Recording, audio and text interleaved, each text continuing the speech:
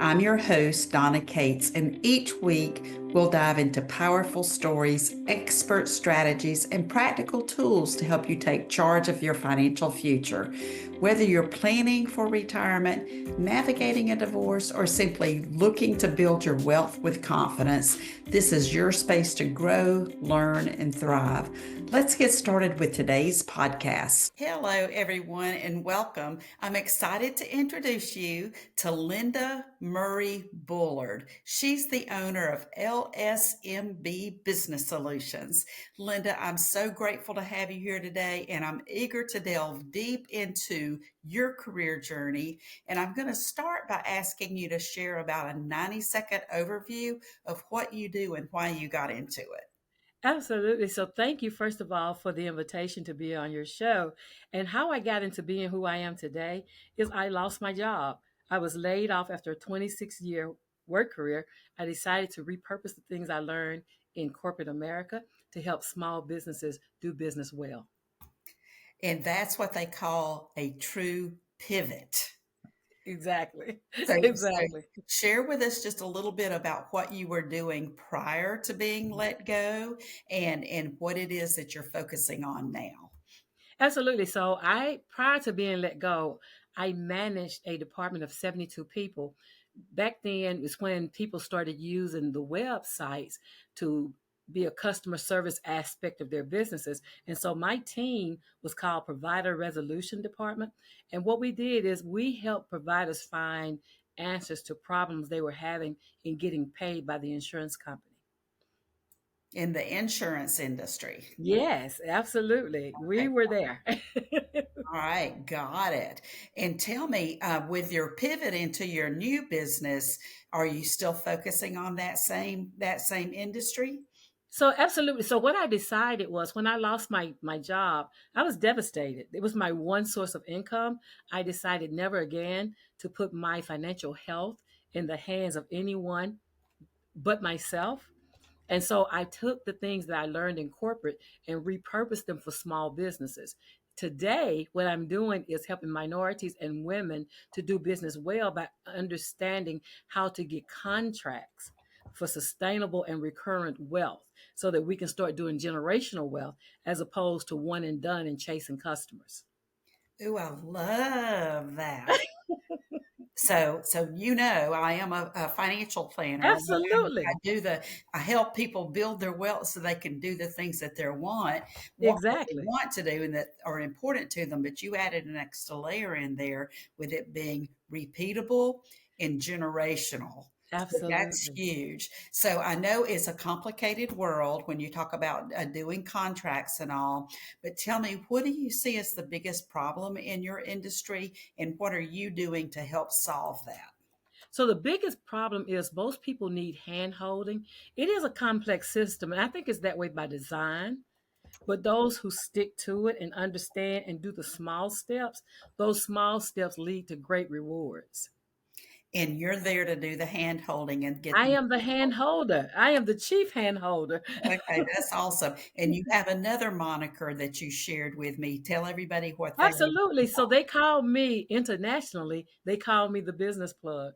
And they call me the business plug because I plug business owners into their long success.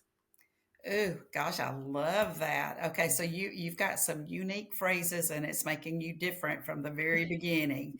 So tell me a little bit about the work that you do with these individuals, primarily minority owned businesses and females as well. Tell me what it is that makes you unique about the way you're working with these individuals and the next big box person. Well, so the backstory is I started working at 14, had a kid, started working at 14, and he's now 50 years old, will be 51 next month, but he's a battalion chief. So I call him my first client. He's a battalion chief with over 26 years experience in the fire department. But he was my first student, client, everything, right? And I wanted him to have a good life, but I learned how to meet him where he was. And so that's what I do with business owners is because I've worked in so many industries, over 51 years of it, and I get to teach them in their industry. I have that knowledge that I've actually did hands-on, can walk them through. what I bring that's different is I actually lived in those places. The people they're trying to hire, the businesses they were trying to build. I, at one point in my life, I have worked in just about every industry out there. And so I can teach them at a ground level and a grassroots level how to build their business from the ground up. I specialize in from the idea to the implementation. Idea to implementation. That's awesome. And I'll tell you, I'm an idea generator, but I Mm, kind of struggle with following through and getting it implemented. So I'm grateful for people like you. That's awesome. So tell me, what's the biggest challenge that you faced thus far in your life, whether it's personal or professional, and how's that shaped the way that you're doing business today? absolutely. So it was September the 21st, 2021, when I got my results back from my COVID virus. I was positive COVID, the Delta variant. And I called my sons to tell them I have three boys. I called them to tell, I call them boys, but they're all men. I Right. called them to tell them or text them to tell them that I had a positive result. And I called my doctor. She told me to get to the hospital right away. So I took a shower and drove myself to the hospital. If they looked at what I had on, they knew I was sick. But in any case, when I got there, I flatlined. Like my body forgot to breathe. And so they put me on a ventilator and put me in a coma for 15 days. Oh, When my I woke up after those 15 days, nothing below my neck worked. In fact, my neck didn't work. I couldn't swallow. So I spent the next 25 days trying to come back to life. And because of that time, I spent time on that bed, unable to move anything but my head. I asked God, why does this happen to me? Because, like I told you, I've already written a story, put it in the Library of Congress, built my son up to be who he is today, built several businesses. I've been doing this since 2013. But at that point, he said, you're going to meet people who I've given dreams and visions to. And your job is to help them to get those visions up on their feet. And that's what I've been doing. I do business intentionally today because I only meet the people who I didn't know on the other side of my occurrence. So it's more to me than just doing a job now. It is actually a ministry, and I'm changing lives around the world. Wow, that's so empowering to know that you were in that horrible, scary place, but being vulnerable and open to receiving that kind of guidance. Absolutely. I get downloads all the time, daily. And when I talk to people, I say trigger words that I'm not supposed to know, but it speaks to their soul. And that's what he told me is tell them what happened to you, and that by that they'll know that I sent you.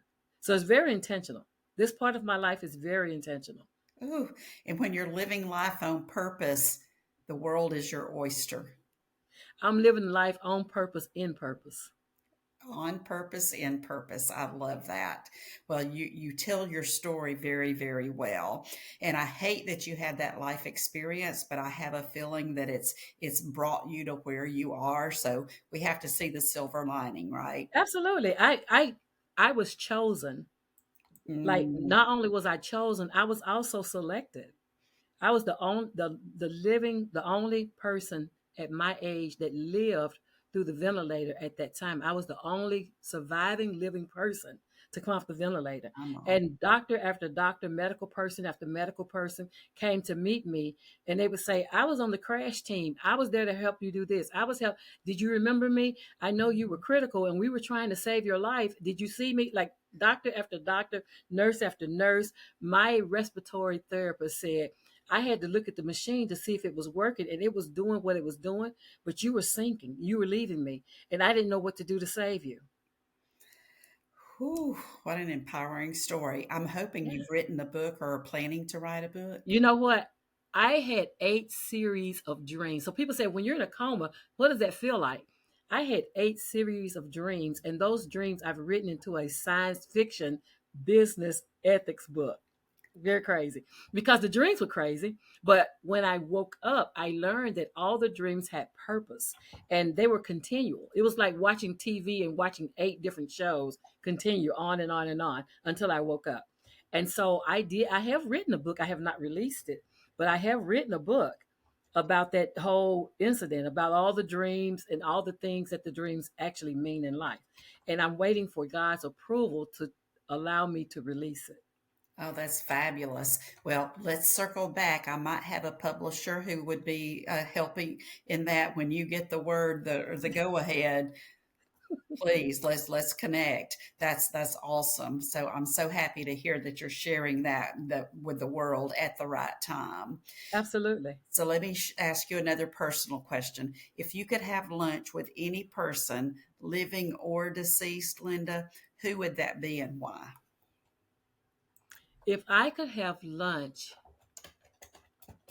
so how I think about that is being a female, I want to go talk to Eve Okay, got it.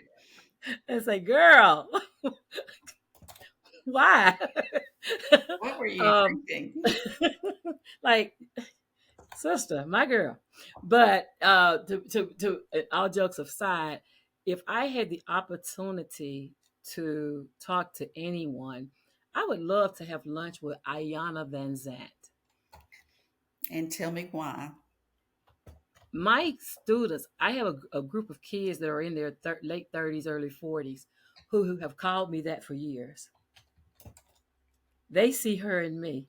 And so I would love to just have a conversation so that I can see what they see. You could compare and see what it is Absolutely. they're saying. Awesome. Absolutely.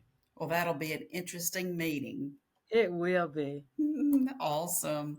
Well, listen, if people are interested in learning more about you and how to work with you, how to get that hands-on hand holding, how do they reach out to you? They can reach out to me at getthebusiness.org. Getthebusiness.org is my website. There's a place for them to schedule a free call so that we can talk about, is it a good thing for us to work together that is beneficial to them and to me, so that we can get them in next level. But I find that I can meet people where they are and take them to where they want to be.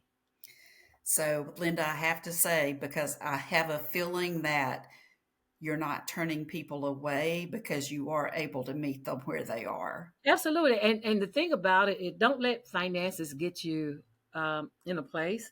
What happens is, if I can't help them, they don't have the funds or whatever, I always send people to the SBDC. Their local SBDC is free.